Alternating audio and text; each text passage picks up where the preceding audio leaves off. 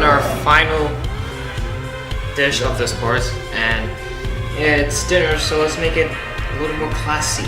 We're gonna make a little shepherd's pie, and if you don't know what that is, that's a British meat with potato baked on top. So, first things first, we have onions diced. These are some shallots, and these are garlic. And our most important ingredient is our base, ground beef. Now, use ground lamb if you need to, because that's a traditional meat, but because here in Canada, ground lamb does not exist. That's why we're using ground beef. So, with your carrots, this is a whole carrot, just grate it. Because by grating it, you get these nice shards that almost melt into the meat.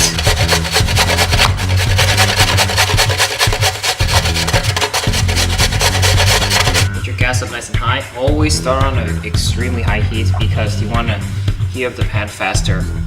Then we'll gradually turn down the gas if everything falls out of control. Add your meat.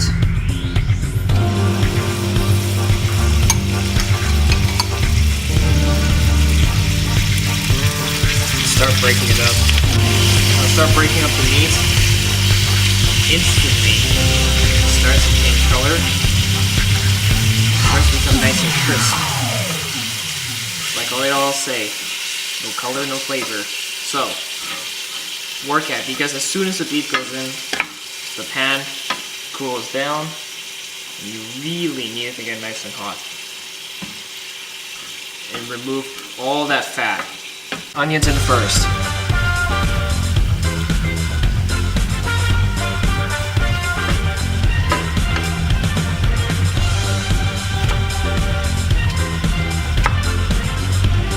Then shallots and garlic.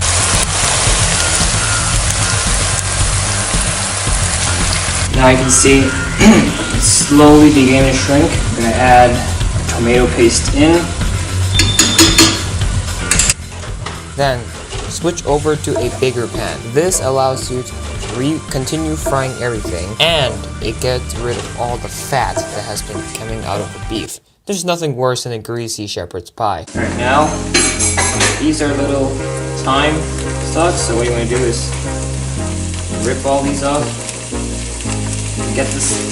You want the stalk, you want the leaves then. You don't want the stalk, that's way too bitter to eat, that's why. Now mix the thyme through.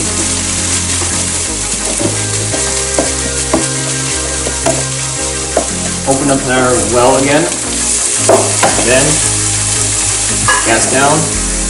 This is red wine. And what it does, it washes the pan so you don't have any leftovers. And it imparts new flavor. So don't use an expensive bottle of wine because you're dumb. You're gonna end up spending don't waste your money, okay?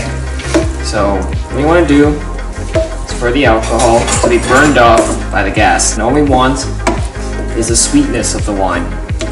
And you can hear all the sizzling instantly stopped when I put in the wine, and that's good because it means the alcohol burning is working its magic. Alright, now that the wine is reduced and all the alcohol is gone, you can add some chicken stock in.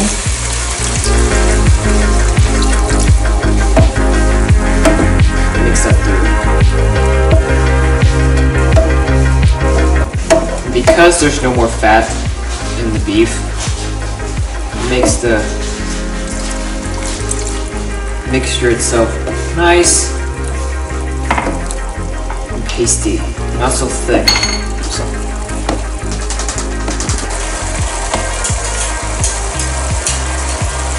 Now bring the mixture to a boil.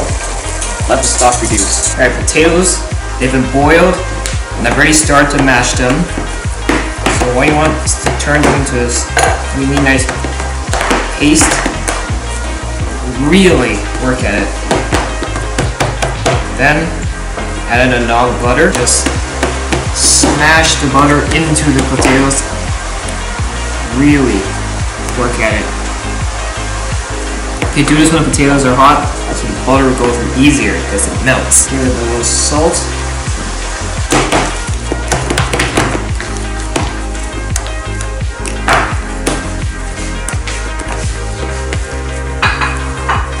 And keep this rustic. You can always add an egg yolk if you want to make this smoother, but we're gonna keep this nice, not too fine, chunky potato mash for some texture.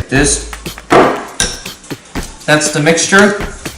And what we're gonna do now is get the potatoes, let the butter in the potatoes, and just spread that evenly.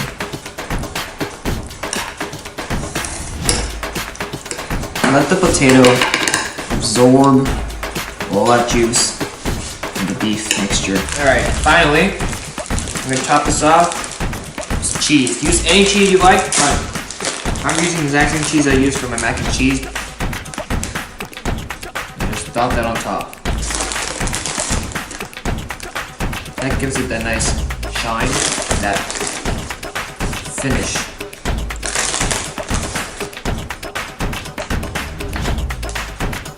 Alright, we're ready. Here she goes.